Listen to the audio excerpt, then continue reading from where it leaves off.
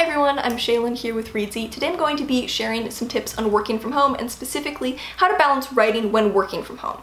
So in our last video, I talked about some tips for working remotely, and in today's video, I'm going to be talking about how to balance writing when you work remotely. Now, I want to be clear before I get deeper into this video. It is easier, in my opinion, to balance writing when working from home than balancing writing with an office job or shift work or anything like that.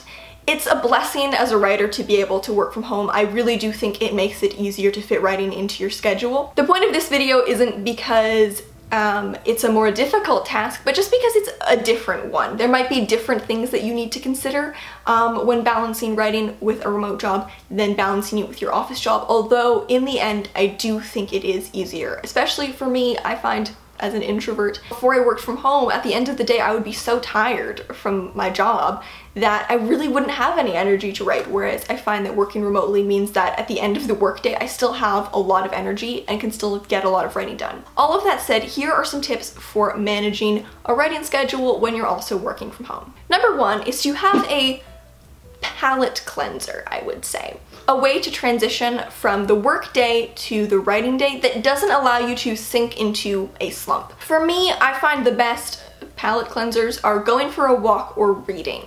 Doing something really low energy, like watching a show or scrolling through social media, allows my brain to really check out, and if I do that, I'm just gonna start to feel lazy. Doing something like that puts me in a really lazy headspace, and it's harder to get back into work even if it's a different kind of work. So do something that gives you a break but doesn't really allow your brain to get into lazy mode.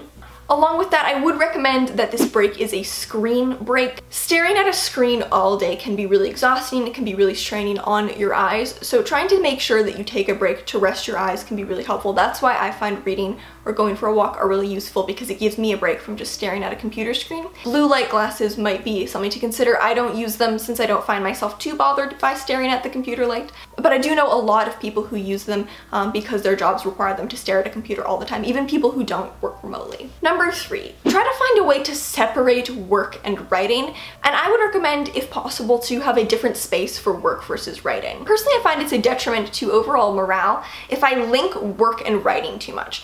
You know, if I'm sitting at the same place, I finish work and then I start writing, writing just becomes an extension of the workday, and suddenly my workday feels like it's 12 hours long, and it can feel really exhausting. So I like to separate them. For me, I do that by not writing in the same place that I work, and also by having them on a separate to-do list. There was a period of time where my daily to-do list, I just had one daily to-do list, and it would have everything, writing, work, errands, everything. And unfortunately, that just made my to-do list feel insanely long. And I would look at it and be like, why is there so much stuff that I have to get done? So having a separate to-do list for work versus writing, I find also helps me mentally separate those things in my mind. You also want to try to make the most of your weekend. I know that before I worked remotely, weekends were the only time that I would write. I would be too tired and too drained after work to write. So I would basically only write on the weekends. But I do think making the most out of your weekends is still a really great strategy. I like to try to write a lot on the weekends because it allows me to write earlier in the day. I'm not really a morning person, so I'm not the kind of person who's inclined to wake up earlier to write and then work. I would prefer to work and write in the evening. But I do find that if I can even just have one day on the weekend where I start writing earlier in the day, I feel really productive and I can make a lot of progress on a project, probably more than I'd be able to make in just like an hour or two on a weekday. Treat writing as an event or as an award. Now, this is especially very relevant to the current situation. I'm finding with the pandemic and being on lockdown, my days are starting to feel very monotonous. There's nothing to really break them up. I don't have plans any day, so every day is just I wake up, I do my work, I write maybe, and then I go to sleep. Like, every day is the same. There's nothing to really break it up, and it's making me lose my mind a little bit. I have been trying to see writing as an event. So, you know, it's like just like how before the pandemic I might have had plans to do something at 7 p.m. Now I try to, in my mind, frame writing as the plan. So it's like during the day, I'm like, at 7 I have plans.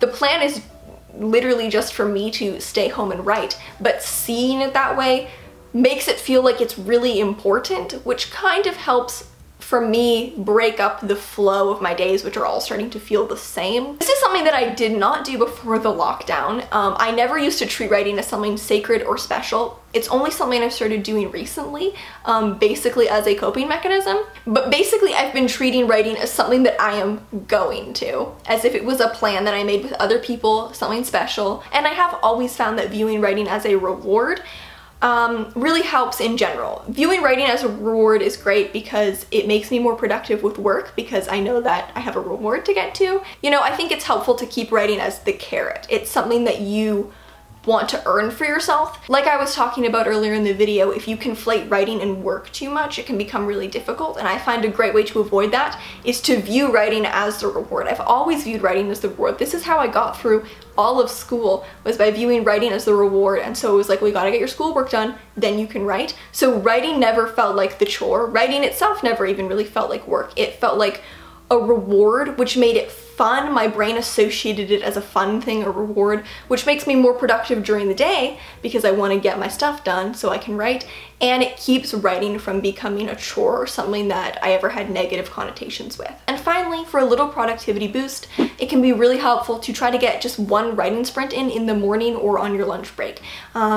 If you have 20 minutes in the morning, spending it doing a writing sprint, first of all, can be a great way to get you in a really productive headspace because you're setting aside 20 minutes for really focused writing. And also, if you do a little bit of writing earlier in the day, it usually is so much easier to come back to it later. So if you are finding that at the end of your work day, you're finding it difficult to get back into writing, a great way to try to fix that would be to just have 10, 15, or 20 minutes earlier in the day set aside for writing. So those are some tips for balancing writing with a remote job. If you also work remotely and are also a writer, are there any tips that you use to balance the two? Thank you so much for watching, and remember to subscribe and turn on notifications so you don't miss any new videos from us. We've got new writing, editing, and publishing tips every Tuesday and Friday.